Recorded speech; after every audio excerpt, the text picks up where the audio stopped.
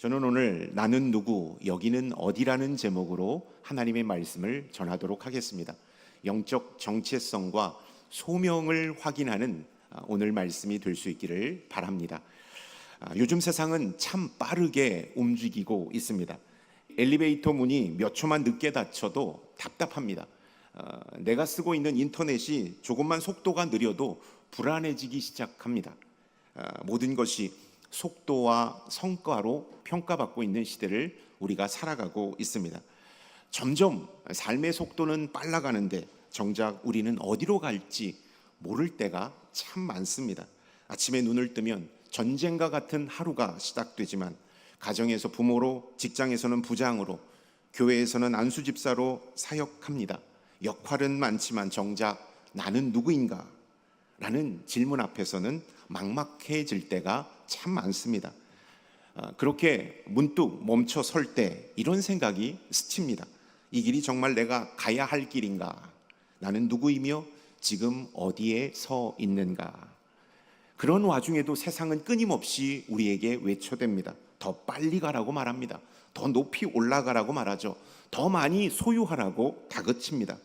그렇게 세상에 쫓겨 달리면 달릴수록 우리의 마음은 공허해지고 영혼은 점점 피폐하며 메말라가는 것을 경험합니다. 이런 상황 속에서 우리는 이런 마음 계속 품습니다. 나는 왜 이렇게 사는 걸까? 이렇게 사는 것이 정말 의미 있는 삶일까라고 의문을 품고 달려갑니다. 여러분, 똑같은 질문 앞에 섰던 한 사람이 있습니다. 오늘 말씀 가운데 나오는 사울이라는 사람이 바로 그 질문 앞에 서 있었습니다. 그는 누구보다도 열심히 인생을 살았습니다. 그 열심의 방향이 잘못되었음도 모른 채 그는 열심히 인생을 향하여 달려갔습니다. 하나님을 위한다고 하였지만 오히려 하나님을 대적하는 일에 앞장섰습니다. 그런 중 다메섹 도상에서 예수 그리스도를 만났습니다. 빛 가운데 엎드려진 그 자리, 세상이 멈추었고 시야가 닫힌 그 자리에서 그는 자신에게 질문합니다. 나는 누구인가? 그때 하나님께서 음성을 들려주십니다. 15절의 말씀 가운데 이 사람은 내 이름을 전하기 위해 택한 나의 그릇이라고 말씀하셨습니다.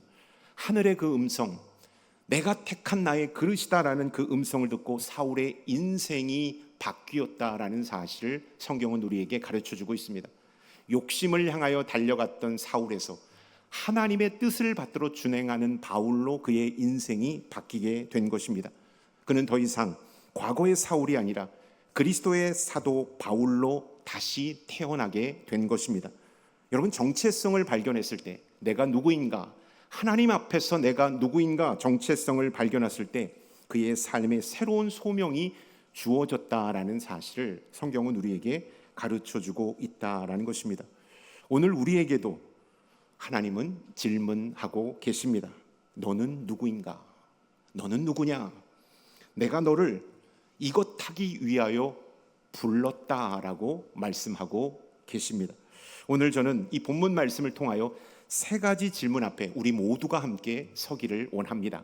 첫 번째, 나는 누구인가? 존재에 대하여 함께 나누기를 원합니다. 정체성이 회복되어지는 은혜를 경험하기를 원합니다. 두 번째, 나는 무엇을 위해 사는가? 우리의 삶의 목적이 분명해지기를 원합니다. 소명이 발견되는 이 시간이 되기를 원합니다. 세 번째, 어떻게 살아야 하는가? 영적 정체성을 가지고 하나님께서 나에게 주신 소명으로 이 땅을 어떻게 살아가야 하는지를 함께 나누는 그러한 은혜가 있기를 바랍니다. 첫 번째 질문, 내가 누구인지 나의 정체성을 돌아보는 곳에서부터 시작하겠습니다. 왜냐하면 정체성을 발견하지 못하면, 내가 누구인지를 발견하지 못하면 아무리 열심히 살아도 우리는 길을 잃어버린 어린 양이 될 수 있기 때문입니다. 첫 번째, 나는 누구인가? 정체성의 회복입니다. 우리는 하루에도 수많은 이름과 역할을 소화해내며 살아갑니다. 직장에서는 팀장으로, 가정에서는 부모로, 교회에서는 권사로, 안수집사로, 장로로, 목사로 불리며 살아갑니다. 저도 역시 가정에서는 남편이고 아버지이고, 교회에서는 목사이고, 주변 사람들에게는 아저씨로 불리며 살아가고 있습니다. 하지만 정작 나는 누구인가? 콕 집어 나는 누구인가라는 질문 앞에 우리는 점점 혼란스럽고 작아질 때가 참 많습니다. 나는 도대체 누구인가? 나는 도대체 누구인가라는 이 질문이 우리를 멈추게 할 때가 참 많습니다. 사울도 그랬습니다. 그는 열심 있는 유대인이라는 정체성을 가지고 열심히 인생을 살아왔습니다. 자신이 옳다고 하나님을 위해 산다고 확신했지만 그는 참된 정체성을 가지지 못했습니다. 그러나 하나님은 그를 새로운 부르심 속에서 그릇으로 부르시고 있는 장면이 오늘 본문 말씀 가운데 등장하고 있습니다. 눈이 멀고 세상이 멈춘 다메섹 도상에서 사울은 처음으로 진짜 자신을 보았던 것입니다. 눈이 멀고 세상이 멈추었던 그 자리에서 그는 자기 자신, 진짜 자기 자신을 보게 된 것입니다. 그는 더 이상 율법의 열심에 묶인 사울이 아니라 하나님께 택함 받은 하나님의 그릇 바울로 서 있었다라는 것입니다. 여러분, 자신이 누구인지 모를 때 사울은 잘못된 길로 열심히 달려가고 있었습니다. 마치 빠른 엔진을 장착하고 내비게이션을 켜지 않고 무작정 달려가는 경주용 자동차처럼 말이죠. 그러나 다메섹 도상에서 자신이 누구인지를 깨달았을 때 비로소 나아갈 길이 보이기 시작했음을 우리가 깨닫게 되는 것입니다. 사랑하는 성도 여러분, 내가 누구인지를 알 때 비로소 어디로 가야 할지가 보인다라는 사실을 우리가 꼭 기억할 수 있기를 바랍니다. 길이 보이지 않습니다. 앞이 막막합니다. 어디로 가야 할지 모르겠습니다 라고 말할 때가 참 많습니다. 그때는 가장 먼저 점검해야 하는 것이 나는 누구인가? 하나님 앞에 나는 누구인가? 영적인 정체성이 새롭게 확립될 때 우리가 나아가는 길이 그때 비로소 보여지게 되는 것입니다. 그런데 참된 정체성은 내가 만든 나가 아니라는 것입니다. 여러분, 우리의 정체성은 우리가 만들지 않습니다. 우리의 실력으로, 우리의 노력으로, 우리의 열심으로 나의 정체성이 절대 만들어지지 않습니다. 나의 정체성, 진정한 나의 정체성은 하나님이 부르신 나를 아는 데서부터 시작되는 것입니다. 하나님이 나를 불러주셨을 때 비로소 거기서부터 우리의 정체성이 시작된다라는 것입니다. 그렇다면 어떻게 영적 정체성을 회복할 수 있을까요? 저는 두 가지의 말씀을 여러분에게 드리려고 합니다. 첫 번째, 영적 정체성을 회복하려면 하나님의 눈으로 나를 바라보아야 합니다. 사울은 그동안 사람들의 시선으로, 세상의 시선으로 자신을 바라보았습니다. 그렇기 때문에 잘못된 길로 향하였던 것이죠. 하나님의 시선으로 자기를 보기 시작하였을 때 그는 비로소 진짜 자기 자신을 만났던 것입니다. 여러분, 세상의 시선으로는 절대 우리 자신을 우리가 발견할 수 없다라는 사실입니다. 나는 사람들의 평가로 존재하는 사람이 아니라 하나님의 부르심으로 존재하는 사람이기 때문입니다. 여러분, 성경상에 보면 기드온이 그랬습니다. 저는 가장 작은 자 중에서 작은 자입니다 라고 하나님의 사자 앞에 이렇게 고백했습니다. 그때 아니다, 너는 하나님의 용사다. 내가 미디안 땅에서 이스라엘 백성들을 구원하여 낼 것이다 라는 이 말씀을 하셨습니다. 하나님의 시선으로 자기 자신을 바라보지 않고 세상의 잣대로 자기 자신을 바라보았기 때문에 작은 자 중에 작은 자라고 기드온은 여겼던 것입니다.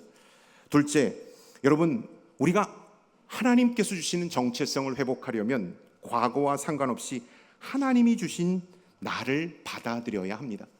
여러분, 변화되지 않는 나, 아직 구원받지 못했던 우리는 어떻습니까? 실패했습니다. 좌절했습니다. 크고 작은 죄와 유혹에 넘어지는 연약한 자였습니다. 인간적인 표현으로 말하면 찌질한 자 중에 찌질한 자가 변화되기 전에 우리들의 모습이었습니다. 여러분, 그러한 과거의 모습으로 우리 자신을 바라보면 우리의 정체성이 확립되지 않습니다. 우리의 정체성이 세상이 가르쳐준 정체성에 눌려 우리는 부족한 자, 실패자, 낙오자라고 생각이 되는 것입니다. 여러분, 실패해도 괜찮습니다. 부족해도 괜찮습니다. 하나님은 우리의 과거가 아니라 우리를 통해 이루실 미래를 보시는 분이시기 때문입니다. 흙으로 만든 그릇이 아주 완전히 깨어졌어도 쓸모가 다시 있는 것은 장인이 그것을 들어 아름답게 빚을 때 이전보다 더 훨씬 작품으로 그 그릇이 재탄생할 수 있기 때문입니다. 하나님은 우리의 상처와 실패마저 사용하셔서 새로운 나를 빚으신다라는 사실을 여러분 꼭 기억할 수 있기를 주님의 이름으로 축원합니다.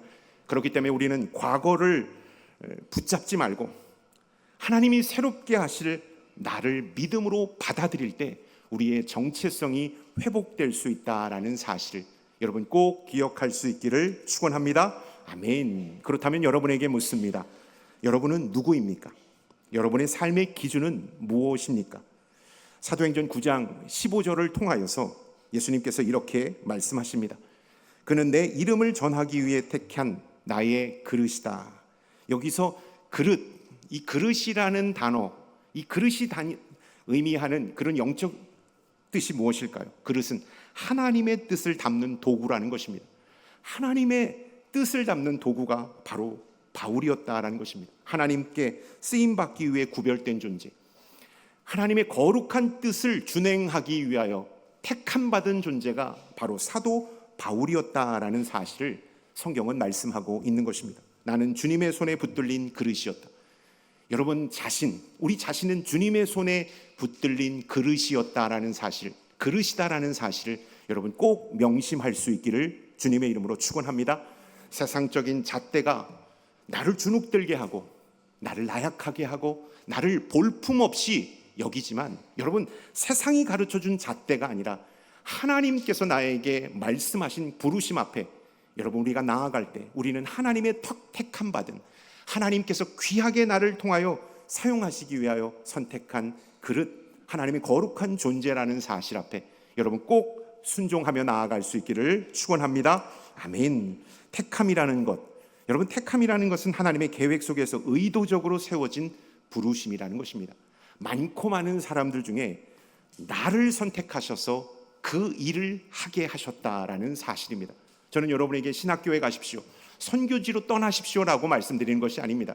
여러분이 서 있는 그 자리, 여러분이 할 수 있는 그 자리에서 하나님은 여러분을 통하여 당신의 뜻을 이루고자 하신다라는 사실을 여러분 꼭 기억할 수 있기를 바랍니다. 아멘. 하나님은 오늘도 우리에게 말씀하십니다. 내가 내 안에 담고 싶은 것이 있다. 내가 너를 통하여 하고 싶은 것이 있다. 내가 너를 통하여 너의 가정을 변화시키고 싶은 것이 있다. 내가 너를 통하여 내가 몸담고 있는 공동체와 조직을 새롭게 할 뜻을 가지고 있다라고 말씀하고 있습니다. 그리고 내 손 안에 있으라고 말씀하고 있는 것입니다. 여러분 우리의 정체성은 우리의 직업, 명예, 실력 그것으로 정해지지 않는다라는 것입니다. 사회가 규정해 놓은 보여지는 그 외형이 나의 정체성을 만들어내지 못한다라는 것입니다. 하나님께서 나를 어떻게 부르셨는가? 하나님의 부르심이 나의 정체성을 만들어내는 것입니다. 여러분 세상은 너는 내가 한 일로 평가받는다. 내가 한 일로, 네가 이룬 일로, 네가 거둔 열매로 너를 평가하겠다라고 우리에게 말합니다. 그러나 하나님은 너는 내가 택한 나의 그릇이라고 말씀하고 있습니다. 내가 너를 통하여 놀라운 일을 행할 것이다. 너는 내가 선택한 자다라고 말씀하고 있는 것입니다. 정체성은 하나님 안에서만 온전히 발견될 수 있음을 여러분 꼭 기억할 수 있기를 축원합니다. 특별히 세상의 잣대로 인하여 눌러 있었고 나는 별 볼 일 없는 사람이라고 여겼던 성도님이 아마 이 자리에 계시다면 하나님의 눈으로 여러분 잃어버렸던 정체성이 회복되기를 주님의 이름으로 축원합니다. 하나님은 여러분을 통하여 지금 이 순간도 앞으로도 놀라운 일을 행하길 원하신다라는 사실입니다.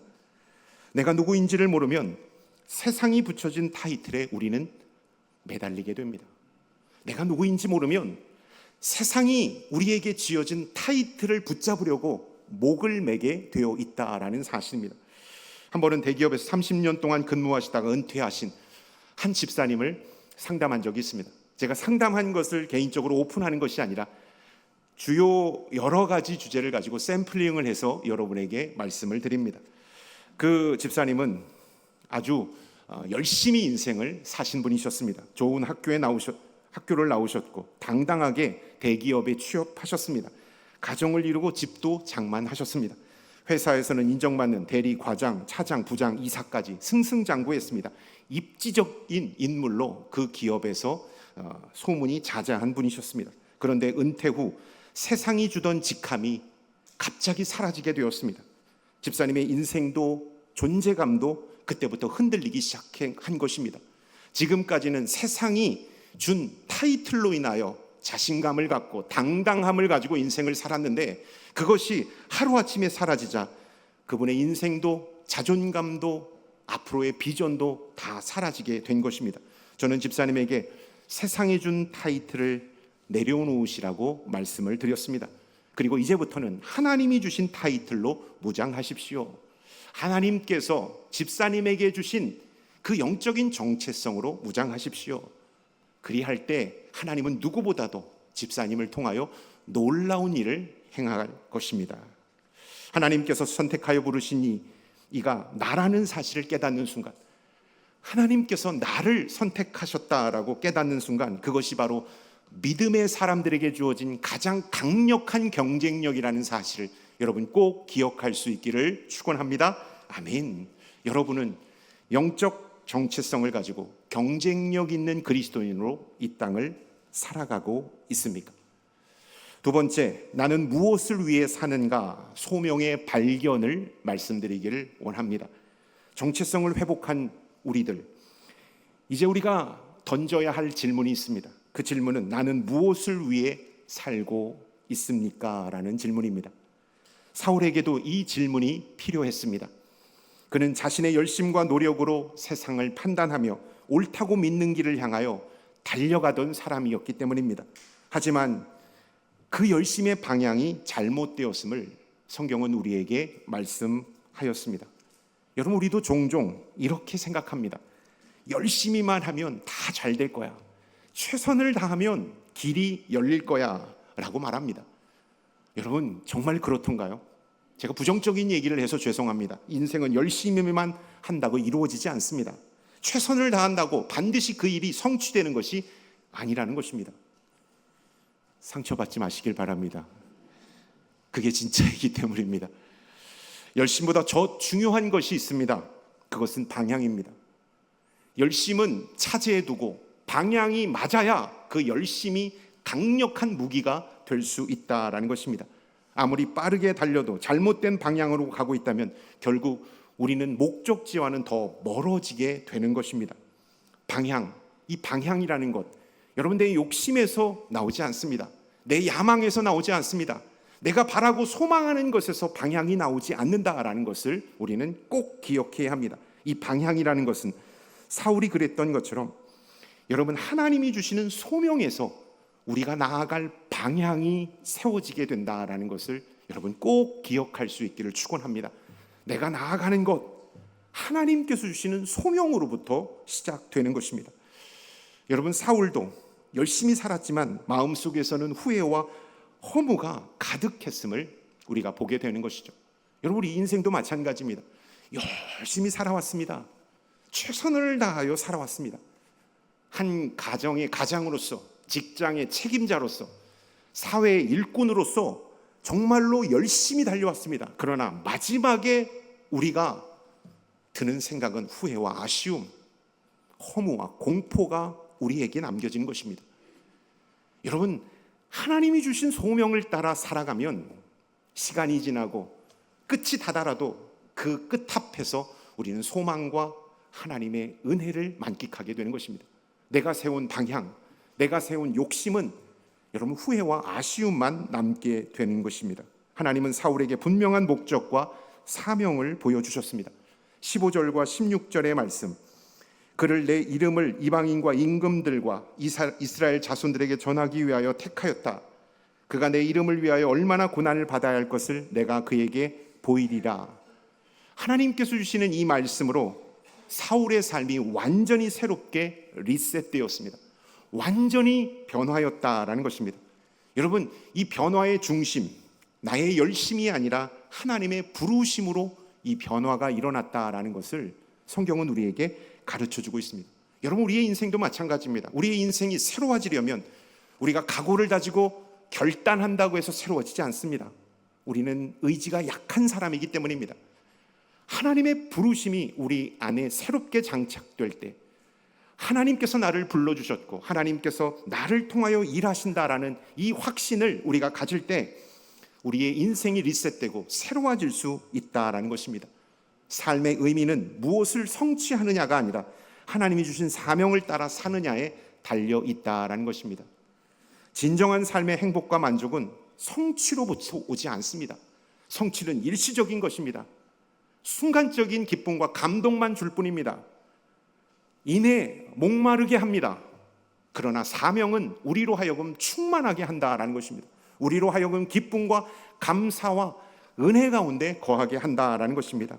진정한 삶의 만족과 행복은 여러분 사명으로부터 나온다. 소명을 따라 사는 것으로부터 나온다라는 것을 여러분 기억할 수 있기를 바랍니다. 또 말씀에서 전하기 위하여라고 말하고 있습니다. 전하기 위하여. 여러분 이 전하기 위하여라는 것은 말로만 전하기 위하여라는 것을 뜻하지 않습니다. 삶 전체로 복음을 짊어지는 것, 삶 전체가 다 복음이 되는 것, 이것이 바로 전하기 위하여라는 진정한 뜻입니다. 말과 행동, 경험과 열정 모든 것을 하나님 나라를 위해 쓰는 삶, 이것이 바로 전하기 위하여 이 단어의 의미 안에 들어가 있다라는 것입니다. 즉 무엇을 말할까요? 여러분 사도 바울이 감당해야 할 소명은 말로 하는 소명이 아니라 삶으로 감당하는 그 일이었다라는 것입니다. 삶으로 하나님의 그 뜻을 감당하는 것이 바로 소명이었음을 말씀하고 있습니다. 여러분 오늘날 많은 그리스도인들은 부끄럽지만 소명보다 생존을 이야기합니다. 소명보다 먹고 사는 문제가 더 우선되어야 한다라고 말합니다. 하지만 하나님은 여전히 우리들에게 묻습니다. 너는 무엇을 위해 살고 있느냐? 하나님은 우리가 생존만을 위해 살기를 원하지 않습니다. 본능적인 일만 소화해내다가 시간이 지나 죽는 인생으로 끝나기를 원치 않으신다라는 것입니다. 그분은 우리가 사명을 따라 사는 삶을 살기를 원하시는 것입니다. 그러나 현실은 쉽지 않습니다. 사명을 붙잡고 하나님이 주신 길을 가려고 해도 생존의 문제와 맞닥뜨리게 되면 흔들릴 때가 너무나도 많기 때문입니다. 먹고 사는 문제와 사명이 부딪힐 때 우리는 역시 본능을 따라 살아가는 연약함을 안고 있기 때문입니다. 돈이 부족하고 시간이 모자라고 피로와 부담이 쌓이는 순간 우리는 종종 사명 앞에서 이런 생각을 합니다. 사명보다 현실을 먼저 생각해야 하지 않을까? 이보 전진을 위하여 일보 후퇴해야 하지 않을까라는 자기 합리화를 시킬 때가 참 많습니다. 바로 이때가 시험입니다. 생존을 이유로 사명을 포기할 것인가? 아니면 사명을 붙잡고 하나님께 맡길 것인가? 저는 이 설교 준비를 하다가 이런 예화가 생각이 났어요. 사실 제 부끄러운 고백인데요. 여러분 이 부끄러운 고백은 한 번 듣고 잊을 수 있기를 바랍니다. 저는 결혼을 좀 늦게 한 편입니다. 지금은 이제 청년들이 혼기가 많이 늦어졌지만 제 때만 해도 결혼이 많이 늦어졌습니다. 그래서 저희 첫째가 좀 많이 늦어진 편입니다. 원 상태대로 결혼을 했다면 저는 아마 20대 중후반의 자녀가 있을 겁니다. 제 친구 중에서는 며느리를 본 친구도 있으니까요. 제가 결혼을 늦게 했습니다. 그 늦게 했던 그 이유가 있습니다. 참 부끄러운 고백인데 제가 신학교에 들어가고 신대원을 들어가면서 제 동기, 친하게 지냈던 동기들이 하나 둘씩 결혼을 했습니다. 그리고 아차산 너머 중곡동의 반지하에 새방을 이렇게 꾸렸습니다. 신혼집을 꾸렸습니다. 학교 앞에 정문 앞에는 광장동에 있는 지하 반지하에 새방을 꾸렸습니다. 아기자기하게 아름답게 신혼을 시작했습니다. 그 친구의 집들이를 가서 열심히 신학함에 대하여, 비전에 대하여, 목회자에 대하여 밤을 새도록 얘기하고 축복하고 또 그 친구들이 첫 아이를 출산했을 때 함께 예배드리고 기쁨이 가득했습니다. 그런데 제 마음 안에는 이런 생각을 했습니다. 정말 부끄럽습니다. 저는 앞으로 신학교 때는 결혼을 하지 않아야 되겠다. 신학교 때는 결혼을 하지 않아야 되겠다라고 생각을 했습니다. 전임이 되고 내 목회적 안정이 찾아올 때 결혼을 해야 되겠다라고 생각했습니다. 어떤 큰 뜻과 은혜가 있었던 것이 아니라 아내가 너무나도 힘들어 보였고 태어난 아이들이 너무나도 고운 천사 같았지만 어려운 환경 속에서 아이를 키운다라는 것이 저한테는 용납이 되지 않았기 때문입니다.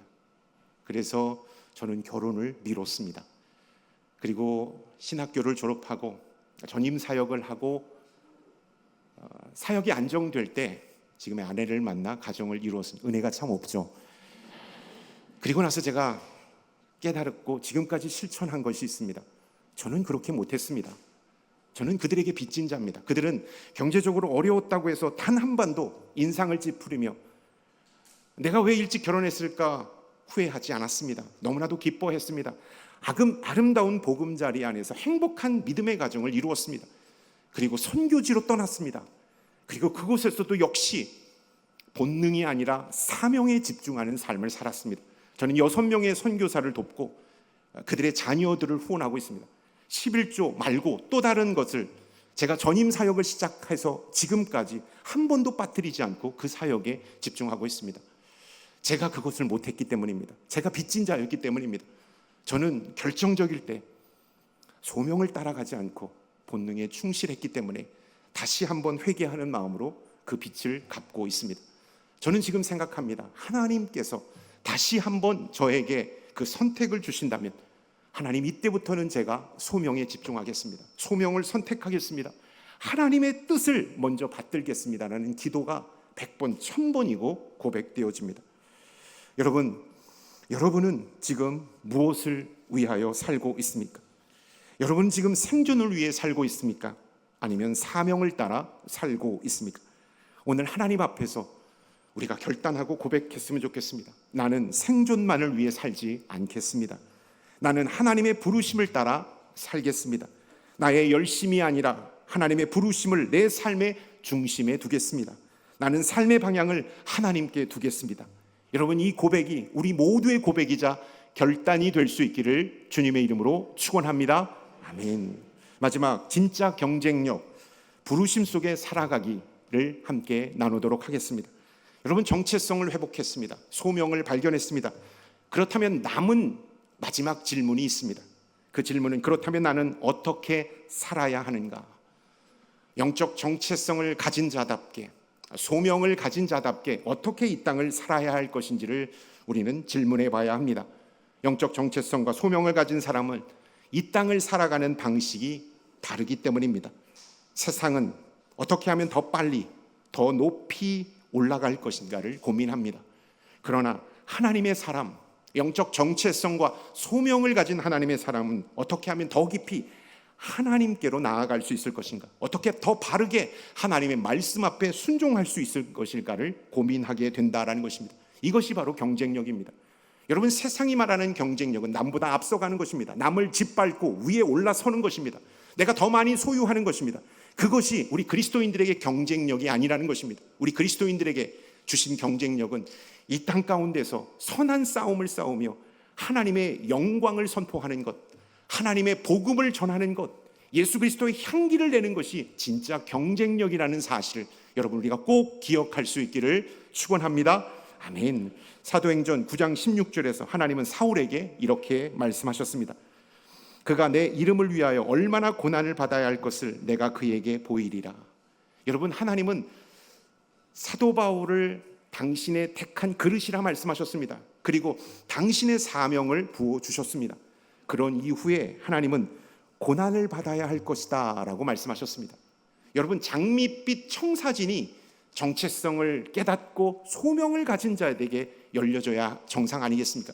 그러나 하나님은 고난을 받아야 할 것이라고 말씀하고 있습니다. 그것은 무엇일까요? 여러분, 영적 정체성을 가지고 소명을 이루는 자는 그리스도의 고난에 동참하는 삶을 살아야 함을 성경은 우리에게 가르쳐주고 있는 것입니다. 곧 예수님께서 걸어가신 길을 함께 걷는 것, 그것이 바로 영적 정체성을 가진 자의 삶의 모습이고 소명을 가진 자의 삶의 모습임을 성경은 우리에게 가르쳐주고 있는 것입니다. 영적 정체성과 소명을 가진 사람은 세상을 위한 삶을 살지 않습니다. 그리스도를 위한 삶을 살아갑니다. 자신의 영광이 아니라 하나님의 영광을 위하여 살아가게 된다라는 것을 여러분 기억할 수 있기를 주님의 이름으로 축원합니다. 아멘. 오늘날 세상은 편안함을 최고의 가치로 여깁니다. 조금만 불편해도 포기합니다. 조금만 손해보면 뒤로 물러납니다. 그러나 부르심 속에 사는 사람은 다릅니다. 그는 고난을 두려워하지 않습니다. 오히려 그 고난 속에서 하나님이 자신을 빚어가고 계심을 믿습니다. 여러분, 이 사울의 소명은 영광과 고난이 함께 오는 부르심이었다라는 사실을 제가 말씀을 드렸습니다. 그는 수없이 매를 맞고 감옥에 갇히고 배가 난파되고 동료에게 배신당했지만 마지막 순간 그는 이렇게 고백하고 있습니다. 사도행전 20장 24절의 말씀을 함께 읽겠습니다. 내가 달려갈 길과 주 예수께 받은 사명 곧 하나님의 은혜의 복음을 증언하는 일을 마치려 하면은 내 생명조차 조금도 귀한 것으로 여기지 아니하노라. 아멘. 여러분, 이것이 부르심 속에 사는 사람의 고백이라는 사실입니다. 세상은 성공으로 인생을 평가합니다. 그러나 하나님은 순종으로 인생을 완성시킨다라는 것을 우리가 기억해야 하는 것입니다. 여러분, 세상의 기준이 아니라 하나님의 부르심 속에 살아가는 저와 여러분들이 될 수 있기를 바랍니다. 직장에서, 가정에서, 교회에서 여러분이 속해 있는 삶의 자리가 곧 하나님의 부르심의 현장임을 믿을 수 있기를 바랍니다. 그곳에서 하나님이 나에게만 주신 그 사명을 온전히 감당하는 우리 남산 가족들이 될 수 있기를 바랍니다. 마지막 말씀을 맺으려고 합니다. 여러분, 세상의 경쟁력은 높이와 속도에 있습니다. 누가 더 높이 올라가느냐, 누가 더 빠르게 가서 목적을 선점하느냐에 달려 있습니다. 그러나 하나님의 경쟁력은 깊이와 순종에 있다라는 사실을 우리는 명심해야 합니다. 아무리 열심히 살았어도, 아무리 높이 올라가고 속도를 내었어도 하나님이 없는 인생, 복음이 없는 인생은 허무하게 끝나기 때문입니다. 하나님의 경쟁력은 깊이와 순종에 있다라는 것입니다. 오늘 우리는 세 가지 질문 앞에 섰습니다. 나는 누구인가? 나는 무엇을 위해 사는가? 나는 어떻게 살아야 하는가? 여러분, 오늘 이 자리에서 스스로에게 이 질문에 믿음의 고백을 할 수 있기를 바랍니다. 나는 누구인가? 나는 무엇을 위해 살고 있는가? 나는 지금 부르심 안에 살고 있는가? 여러분, 이 질문 앞에 믿음으로 응답하며 하나님께서 주신 그 길을 걸어가는 저와 여러분들이 될 수 있기를 축원합니다. 아멘.